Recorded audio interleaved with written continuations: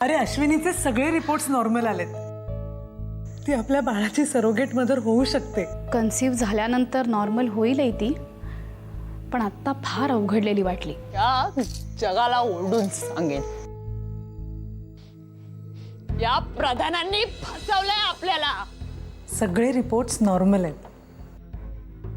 मला तुला एक खूप महत्त्वाची गोष्ट सांगायची आहे. ती मी दुसऱ्या कोणालाही नाही सांगू शकत.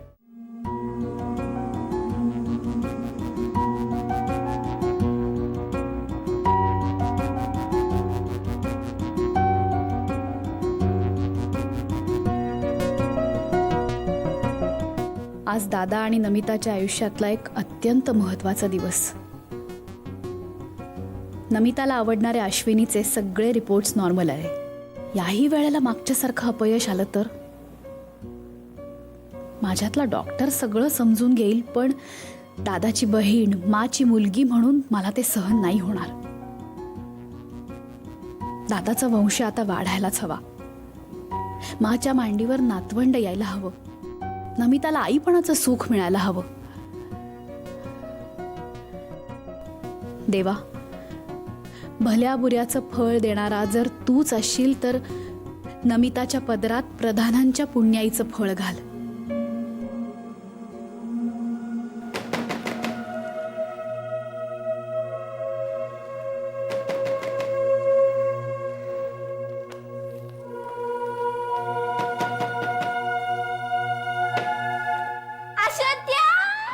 मालू, कशी आहेस? मी छान आहे. तू कोणाबरोबर आली? आई आणि मी.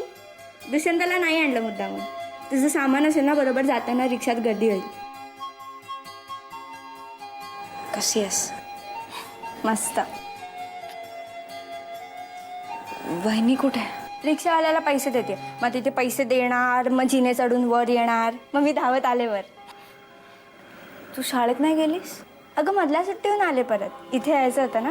ही तुला माहिती आहे, दुष्यंत ना थोडे दिवसांनी उपडा वळणार आहे. कुशीवर व्हायला लागलं होतं आता. मस्त ना. आणि आशुहत्या आली असं म्हटलं ना की से डोळ्याचे भिरभिर भिरभिर फिरवतो आणि हातपाय पण आपटतो. वहिनी बरी आहे ना? तुला माहिती आहे ना, आधी खूप चिडचिड केली तिने, पण आता सारखी तुझीच काळजी करत असते. तिला एक सांगू, रागवणार नाहीस? रात्री झोपताना दुष्यंत रडतो ना, तर त्याला थोपटत थोपटत म्हणते, काय बाई त्या मेलीने सवय लावली आहे माझ्या बाळाला गाणं म्हणून झोपवायची, आणि आता तिकडे जाऊन बसली आणि हा मला इकडे त्रास देतोय. किती बोलतेस तू? तू शांत बस, मी पाणी घेऊन येते. आई कशी नाही आली अजून?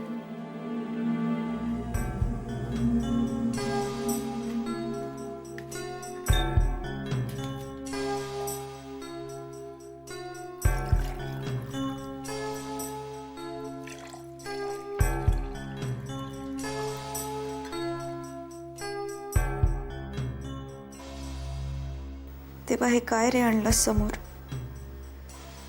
वहिनीने घरातून काढल्याचं निमित्त होतं माझ्याकडे. आता काय सांगू तिला? कसं सांगू? सरोगसी पचेल तिला? मला तरी कुठे पचलं होतं हे सगळं. आजही नाही पचत मला. पण देवा, संकट तूच पाठवलीस, मार्गही तूच दाखवलास. तुझ्या समोर पसरलेल्या उंजळीत तू जे टाकलंस ते प्रसाद म्हणून मी स्वीकारलं. पण वहिनीला कसं समजावं? तिने समीरला सांगितलं तर? नाही नाही, त्याला कळलं तर अनर्थ होईल देवा. हे सगळं मला दादा वहिनीपासून लपवावंच लागेल.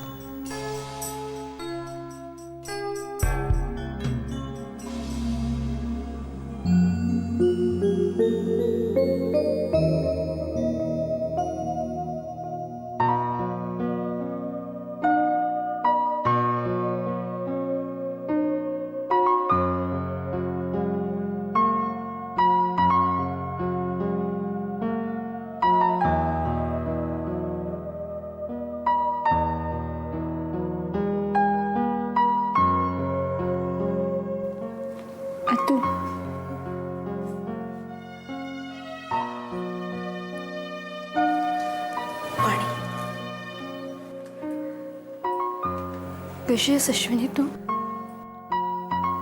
मी बरी आहे. तू कशी आहेस? राग गेला तुझा?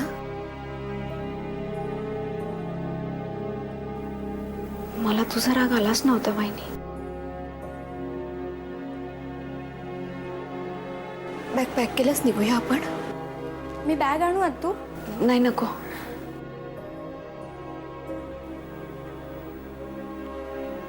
पाणी घे ना. अश्विनी, अश्विनी तुला किटीने माझा निरोप दिलाय ना नक्की?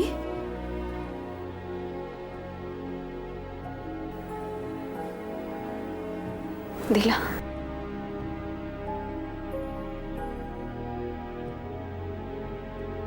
मग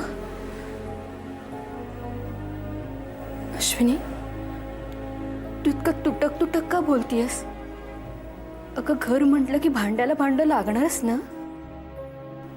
एवढं मनावर नसतं का घ्यायचं काही? आणि मी आता आले ना तुला बोलवायला. चल ना घरी. वहिनी मी नाही येत आहे.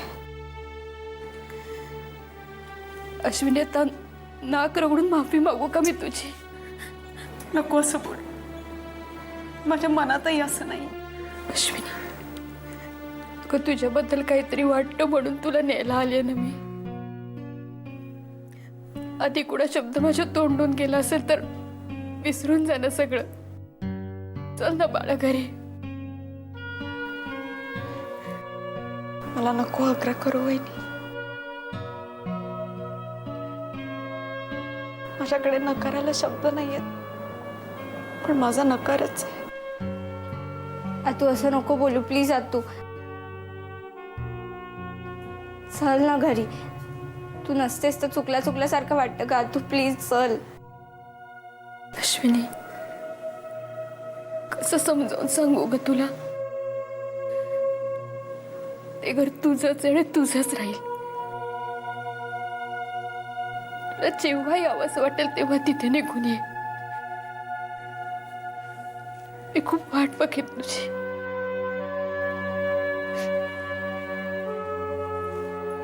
येऊ मी? वहिनी चहा तरी घेऊन जा. नको. खूप अपेक्षेने आले तू तुझ्याकडे, पण अपयशच आलं पत्री माझ्या. आणि आता चहा नको. येते मी. काळजी घ्या स्वतःची. येऊ बाळा.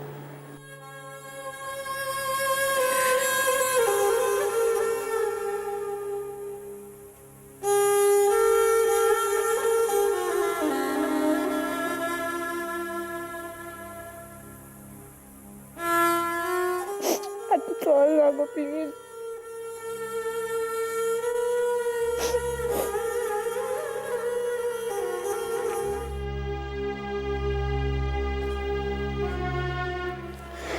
अलविका ना तू चल ना प्लीज. चल.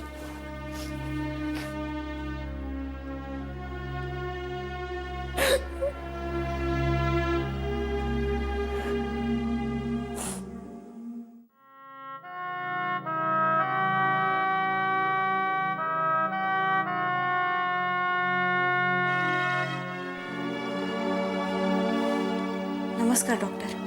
नमस्कार. कशी आहेस? बरी आहे. तुला रिपोर्ट्सबद्दल नमिताने सांगितलं असेल ना? हो. मग आता तुझ्या बॉडी कॅलेंडरप्रमाणे आपण एक दिवस निश्चित करू आणि तुला इन्सिमिनेट करू. पण त्याही आधी मला तुझ्याशी थोडं बोलायचं होतं. काय? हे बघ अश्विनी, तू एक खूप मोठी जबाबदारी स्वीकारलीस. एका बाळाला जन्म देणं आणि दुसऱ्या कुणासाठी तरी एका बाळाला जन्म देणं, ह्या दोन पूर्णपणे वेगळ्या गोष्टी असतात. हो. पण आता त्याबद्दलच्या सगळ्या गोष्टी क्लिअर झाल्या आहेत आणि त्या तू स्वीकारल्यास. हो. छान. मग आता मनावर दडपण ठेवू नको. तुझ्या मनाचा आणि बुद्धीचा खूप झगडा झाला असणार हे तुझ्याशी बोलताना लक्षात येतं. हो. पण आता निर्णय घेतल्यानंतर त्याचा मागमूसही तुझ्या मनामध्ये बुद्धीमध्ये उरायला नको, नाहीतर त्याचा परिणाम बाळावरती होतो. तुझ्या लक्षात येतंय ना मी काय म्हणते ते? हो. अश्विनी, ज्या सच्चेपणाने तू मेडिकल टेस्टसाठी आलीस ना, त्या सच्चेपणाने नमिताच्या हातात एक हेल्दी बेबी देणं हे तुझं कर्तव्य आहे असं समज. हो, मी प्रयत्न करेन. Wish you all the best. ठेवू फोन? थँक्यू. Okay, bye.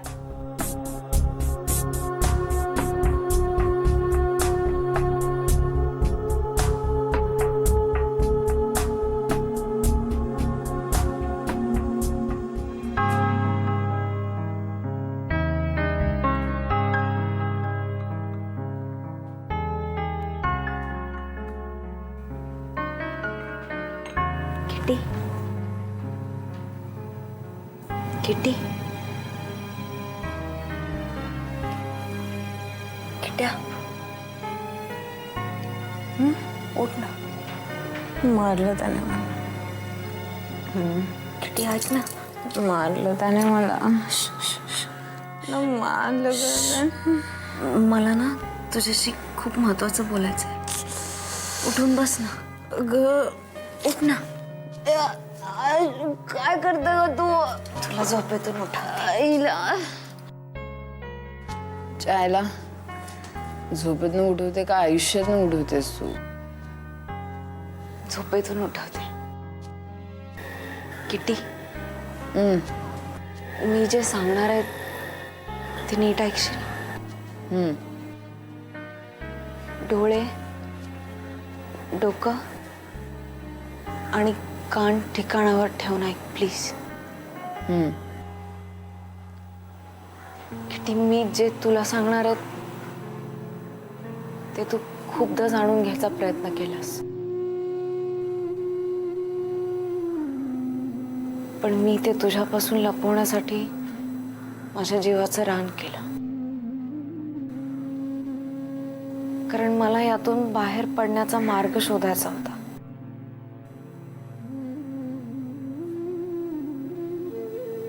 पण माझं प्रत्येक पाऊल मला पुढे घेऊन जाण्याऐवजी गाळातच रुतत होता.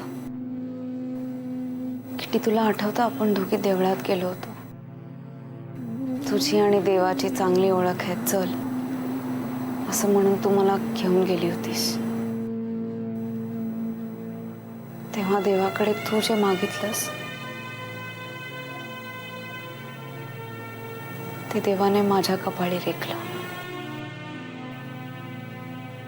तुला जे हवं होतं ते तुला मिळालं नाही आणि माझी इच्छा नसतानाही मला ते करावं लागलं. मिसेस प्रधानांच्या बाळाची सरोगेट मदर मी होणार आहे किटी. माणुसकी म्हणून मिसेस प्रधानांनी माझ्यावर खूप उपकार केलेत. त्यांच्या माणुसकीला, त्यांच्या उपकारांना मान देणं मला भाग होता. हा एकच मार्ग होता त्यांच्या उपकारांची परतफेड करायचा. मी काही चुकीचं केलं का ग किटी? किटी सांग ना. किटी सांग ना. किटी सांग ना. सांग ना.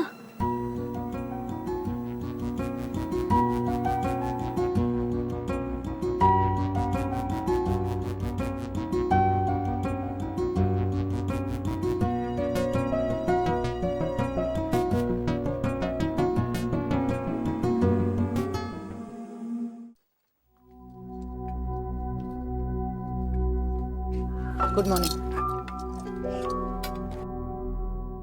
ओय वेटर, हाँ टेबल मैडम। देखो ना जरा, एक फ्रेश लाइम जूस और विदाउट शुगर। Okay madam. जल्दी लाना। हाँ काय ग अशी टपोरी मुलासारखी काय वागतीस? हा? आधी येऊन बसायचं, मला सांगायचं, मी सांगितलं असतं त्याला. ओहो, मेल इगो अँड ऑल. बाईने कुठल्याही परपुरुषाची बोलायचं नाही, मग तो वेटर का असेना, राईट? काय आज ओळखतोस मला? मी ही अशीच आहे. ओके. लिंबू पाणी का मागवलंस? हँगओव्हर. अगं हँगओव्हर उतरेल ग लिंबू पाण्याने. पण काल त्या प्रधानांच्या घरी तमाशा केला त्याचं काय ग? ए, तेल लावत गेला तुझा तो प्रधान आणि ती शिफॉनची प्रधानी. म्हणजे दारू उतरली तरी पश्चाताप नाही. पश्चाताप? माय फुट. हे सगळे तमाशे होश मध्ये असताना केले असते ना तर मला जास्त मजा आली असती. 25 लाख हडप केलेत माझे साल्यांनी. ए तुझी नक्की उतरली ना? काय बडबडतीयस? अरे त्या आशुल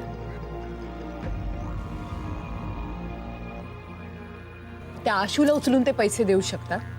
मी तर कमवायला बसले होते ना, मेडिकली क्लिअर सुद्धा होते. दिला असता मला दुसरा चान्स तर काय बिघडलं असतं?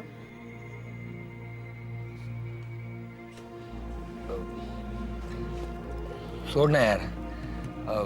एकच गाणं अजून किती दिवस गाणार आहेस तू? विसर सगळं, जाऊ दे. नाही या अजिबात नाही. ही संधी जर मला मिळाली नाही ना तर मी ती कुणालाही मिळू देणार नाही. मग आता काय करणार आहेस तू? ती सरोगेट मदर कोण आहे ते शोधून काढणार आणि तिला अशी काही चावी देणार ना की पळूनच गेली पाहिजे ती. पण नवीन सरोगेट कोण आहे तुला कसं कळणार? ते काही फार अवघड नाहीये रे. शोधून काढेन मी ते.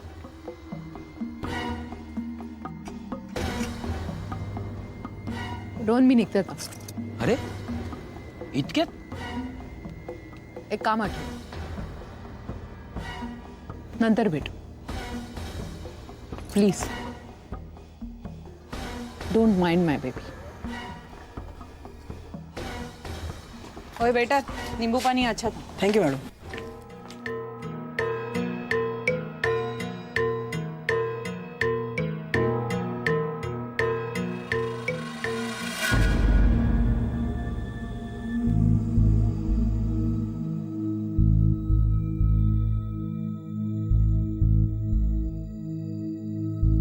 हाय. हाय. नए हो क्या आप? हाँ. अच्छा. आपकी जो मैडम है ना, उनकी भाभी, उनके लिए मैं सरोगेट मदर थी. केतकी पाठारे. बिझी आहे क्या मॅडम? हो मॅडम बिझी आहेत. मराठी आहे का तुम्ही? हो. आणि मी उगाच आपली हिंदी बोलते तुमच्याशी. वाटलं ना तुमच्याकडे बघून मराठी असाल म्हणून. मॅडमच्या वहिनीसाठी कुणीतरी नवीन सरोगेट मदर आली आहे म्हणे. मला नाही माहिती. अच्छा. माहित नाही आहे का तुम्हाला?